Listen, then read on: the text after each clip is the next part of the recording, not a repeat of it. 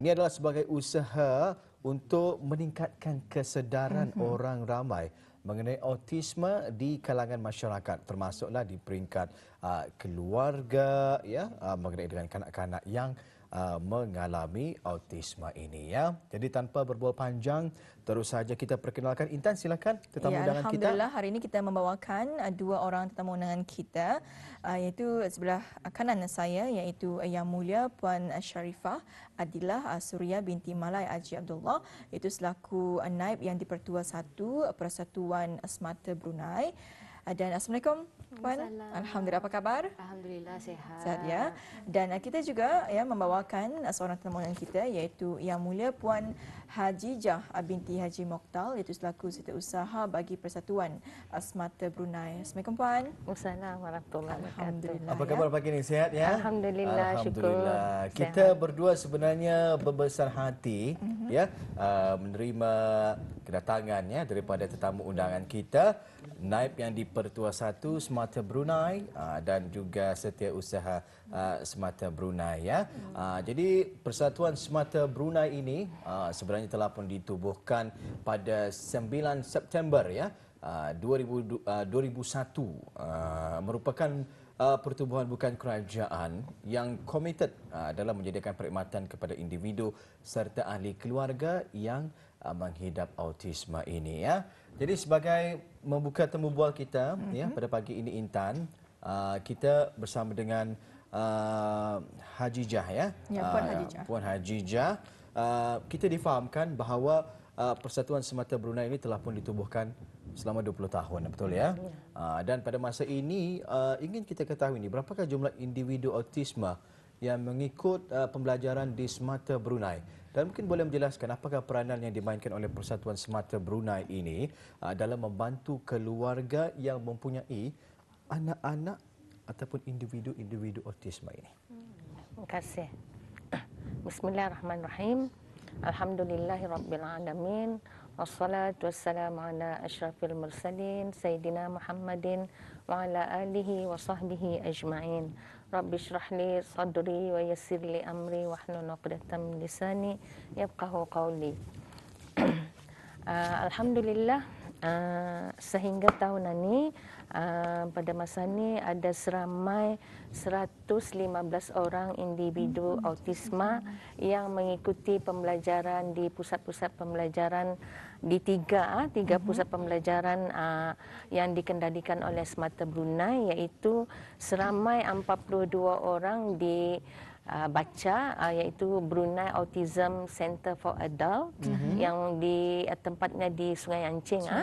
Kemudian seramai 64 orang di pusat pembelajaran di mata-mata, Edge mata-mata, dan 9 orang lagi di pusat Kuala Belait. Jadi total semua 115 orang. Iya. Kemudian mengenai dengan peranan Persatuan Semata Brunei dalam membantu keluarga yang ada individu autisme, kalau kita lihat ianya adalah selaras dan selari dengan objektif penubuhan Persatuan Semata itu sendiri, iaitu antaranya melindungi semua ahli autism, individu autisme dan ahli keluarga mereka daripada ditipu, didera, dibuli ataupun diperalatkan oleh mana-mana pihak untuk mengaut keuntungan, seperti macam kalau kita lihat kadang-kadang ada orang mempromo ubat ini, vitamin ini, suplemen ininya bagus untuk autismnya. Jadi sebenarnya indah. Autism ini lifelong punya nubah. Ia bukan penyakit yang ada sembuhnya tu. Macam tu. Jadi ini yang kadangnya persepsi ini yang perlu kita ni beri kesedaran kepada anulah ibu bapa dan orang ramai juga. Ya, inilah antara tujuan kenapa Semata atau punya peranan untuk melindunginya tu. Itulah di antaranya. Kadang-kadang kena ambil kesempatan lah parents-parents yang ada anak autism itu. Banyak kami sebenarnya banyak tu orang yang mempromo itu ini, tapi alhamdulillah kami sudah diberi guidelines daripada our late president supaya jangan mudah tertipu lah macam itu. Dan juga macam kalau saya sebut tadi mengenai dibuli didera, kadang-kadang kita ni melihat kalau ada kesedaran dalam kalangan masyarakat ataupun macam pelajar-pelajar, anak-anak kita ni yang berada tu diorang dibuli. Kadang-kadang dibuli tu ya bukannya kerana buli anak, tapi buli kerana maki-maki ke hampa. Itulah jadi ini peranan semata untuk memberi kesedaran kepada orang ramai. Kemudian selain daripada melindungi ialah memberikan sokongan kepada individu autisma ni dan juga ahli keluarganya dalam aspek sosial durang, training, latihan, pendidikan dan juga psikologi. Sebab 4 aspek ini sangat penting untuk durang. Even bukan saja individu yang autisma, parentsnya sendiri pun juga memerlukan itu. 4 anaknya aspek ini tadi. Kemudian peranan kami ialah menyediakan ilmu pengetahuan, knowledge dan juga information mengenai autism ini supaya keluarga tahu macam mana menanai anak-anak mereka.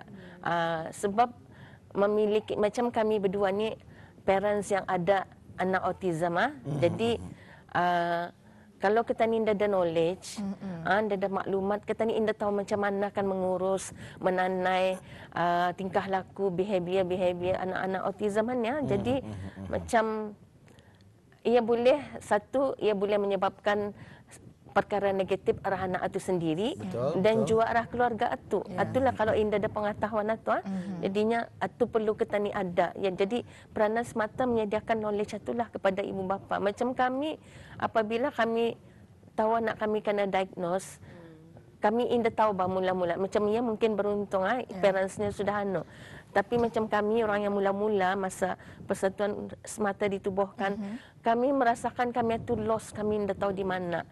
Jadi alhamdulillah dengan ada pengetahuan yang kena bagi oleh Presiden, jadi kami alhamdulillah tahu macam mana mengurus, menghandle anak-anak autism ini. Sebab ia lain daripada yang lain, ia mencabar, sangat mencabar.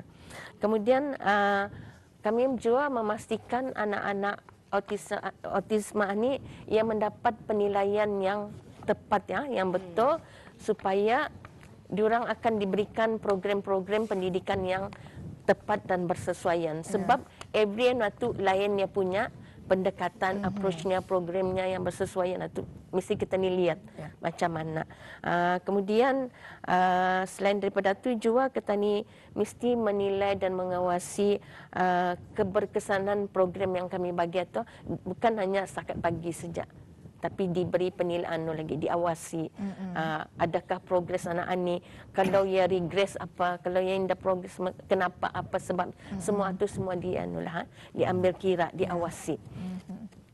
Kemudian juga menggalakkan sistem pendidikan dan memudahkan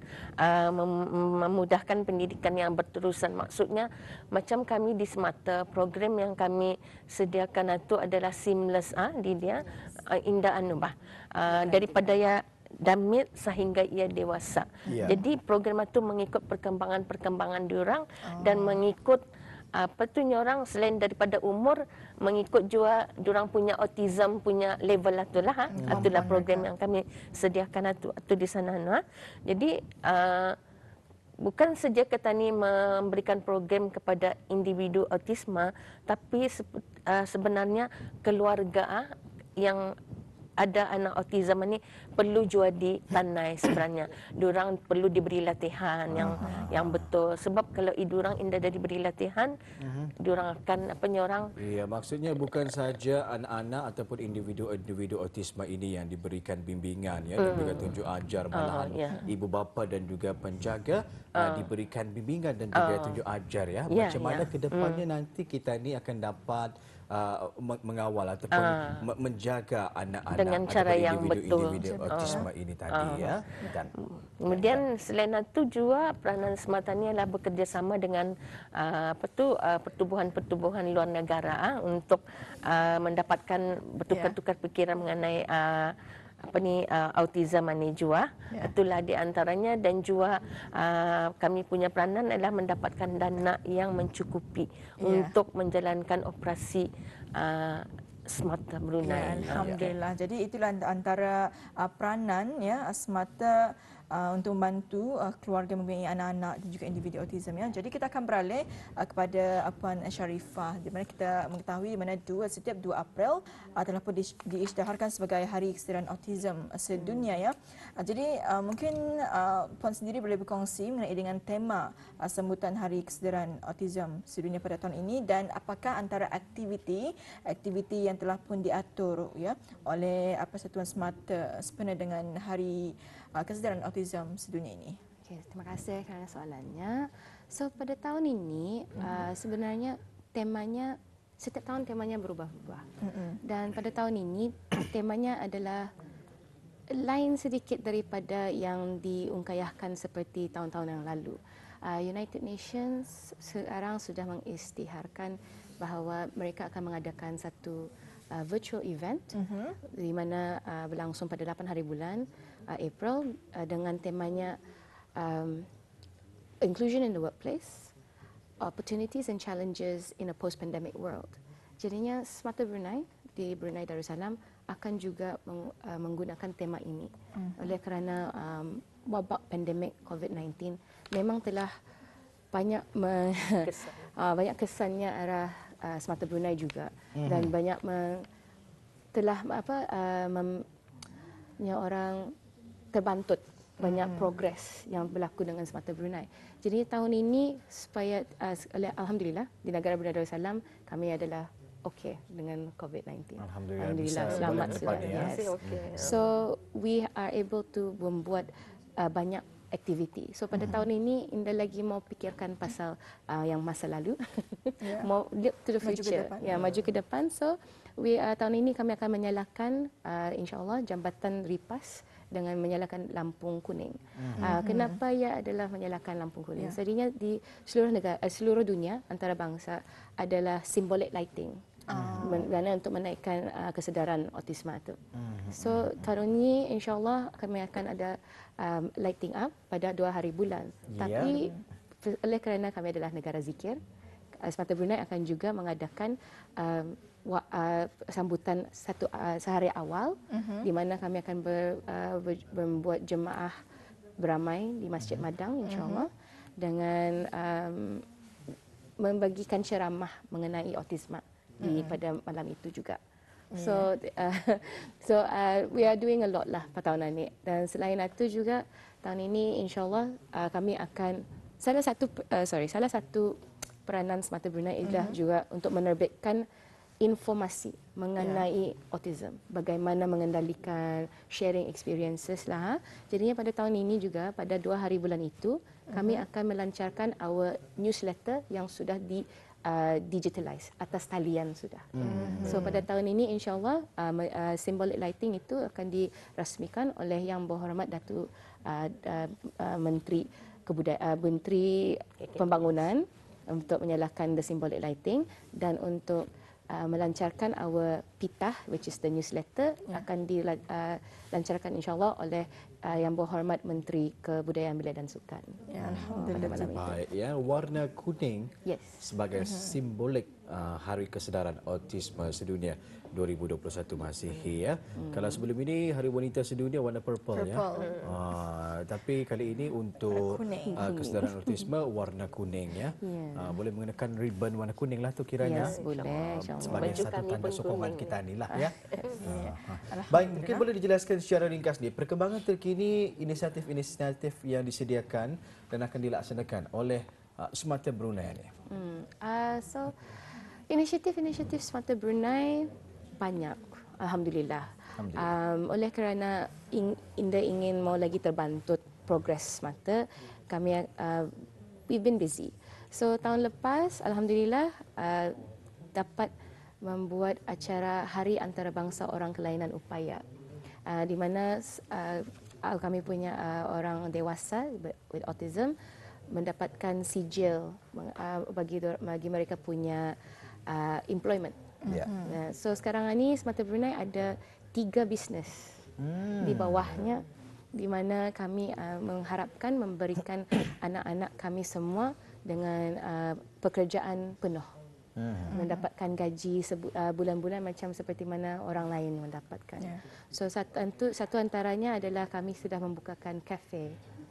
Kafe Semata Brunei di mana anak-anak itu membuat kopi, membuat teh, membuat makanan seperti donat, seperti pai daging, pai sayur. Itu antara yang popular lah. Yang popular, best seller.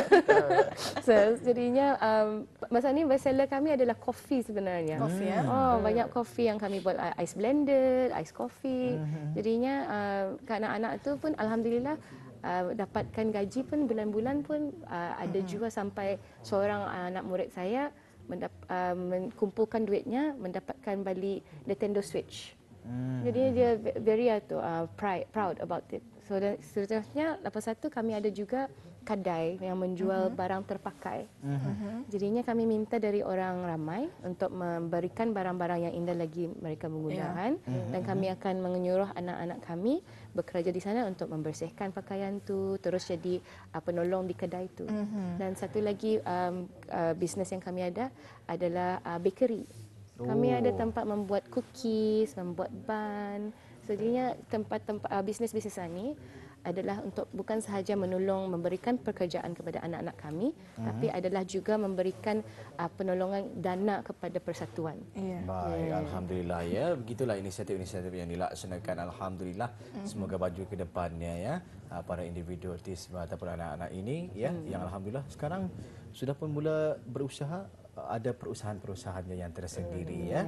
Berusi 3 kedai dikongsikan itu tadi.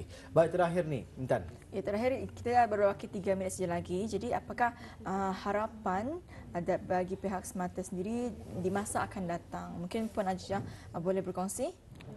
Secara ringkasnya harapan sebenarnya kami ada cabaran. Cabaran kami ialah mendapatkan dana untuk menjalankan kos operasi macam untuk membayar gaji kami punya tenaga pengajar sebab kalau indah dana diorang bekerja siapa mengajar anak-anak kami jadi itu yang cabaran kami. Jadi harapan kami lah kos kami dapatkan dana ni adalah daripada hasil jualan-jualan ini tadi, kemudian daripada school fees dan juga sumbangan daripada orang ramai. Jadi kami memohonlah kalau macam orang ramai dapat memberikan sokongan kepada yang berterusan kepada Semata dan juga harapan kami semoga publik orang ramai dapat menerima anak-anak kami dan juga penyorang kesedaran itu diorang memahami apa autism itu,